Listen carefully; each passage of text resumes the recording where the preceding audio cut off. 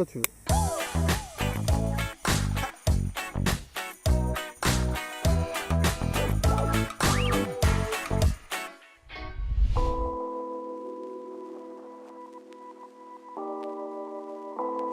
Alors une fois n'est pas coutume, nous sommes à Paris pour rencontrer le champion olympique 2010 de combiné nordique. Salut. Tu vas bien? Ouais, très bien. Ouais. Et toi? Super.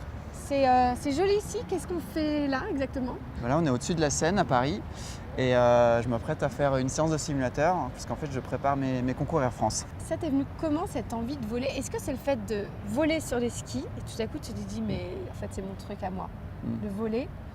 Ou est-ce que tu as quelqu'un de ta famille qui faisait Je ça? n'ai personne dans ma famille qui était dans le monde de l'aviation, mais c'est vrai qu'on allait souvent voir ma famille aux États-Unis.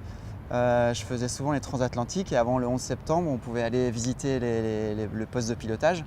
Donc j'ai commencé à faire ça et c'est vrai que j'ai toujours rêvé d'être dans les airs. J'ai toujours rêvé de, je sais pas, je vois un aigle, je vais imaginer la vue qu'il a de là-haut, ça doit être magnifique quoi. Et j'adore être dans les airs en fait.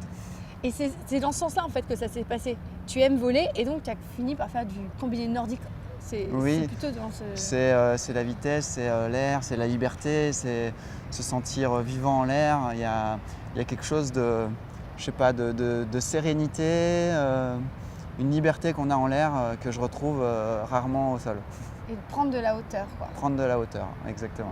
Et alors t'aimes bien être dans les airs, t'aimes bien justement avoir cette liberté et ce truc un peu planant, mais t'es un mec qui a quand même bien les pieds sur terre parce que t'arrives quand même à courir le marathon en moins de 3 heures, ton premier marathon. Oui.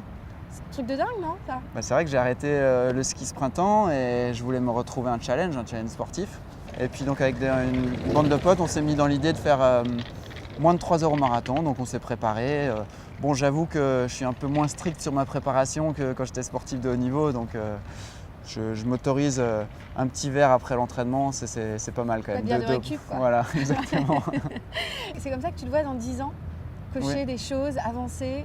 Ouais, je me vois exactement comme ce que tu décris en fait. Cocher des choses surréalistes, aller, tiens, l'année prochaine j'ai envie d'aller visiter ça. Je me fixe un projet, parce que tu vois bien, en tant que sportif de haut niveau, on a toujours eu des choses à aller chercher, des buts, et puis tout mettre en œuvre pour y arriver.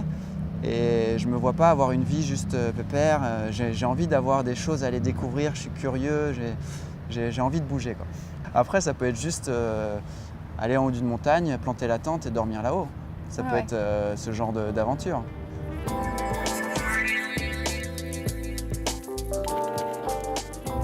C'est une représentation fidèle du cockpit Airbus A320 et donc là on va s'entraîner justement à faire des procédures, ça sera exactement la même chose, les mêmes façons de piloter, donc c'est vraiment une représentation fidèle, quoi. Tu sais, quand tu étais sportif, on te voyait avec une force tranquille, un esprit très positif. Est-ce que tu retrouves ces qualités? Est-ce qu'elles te servent dans ton nouveau métier? Oui, exactement. En fait, là, la préparation, c'est de la visualisation, de se mettre dans un schéma, d'avoir la conscience de la situation et de savoir exactement où on est et ce qu'on va faire et dans quelles dispositions. Et la concentration des pilotes avant le décollage ou avant un atterrissage, c'est la même qu'un sportif. Il faut que le travail soit bien fait, il faut être précis et c'est de la concentration aussi. Ton vœu de participer à ta manière pour les Jeux de Paris 2024 en pilotant des sportifs venus du monde entier. Ça serait génial. C'est toujours, c'est ça le...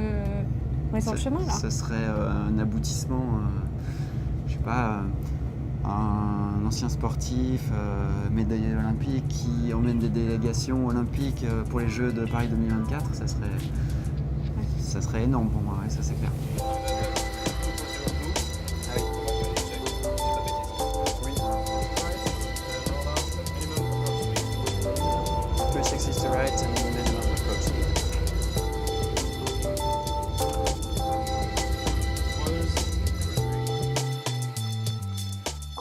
Je te remercie, c'était super, on a passé un incroyable moment et bonne continuation. Merci. Bon examen. Et puis la prochaine fois, on se voit dans un vrai cockpit. Avec plaisir. Ciao Zéjan, merci, Ciao. Au revoir.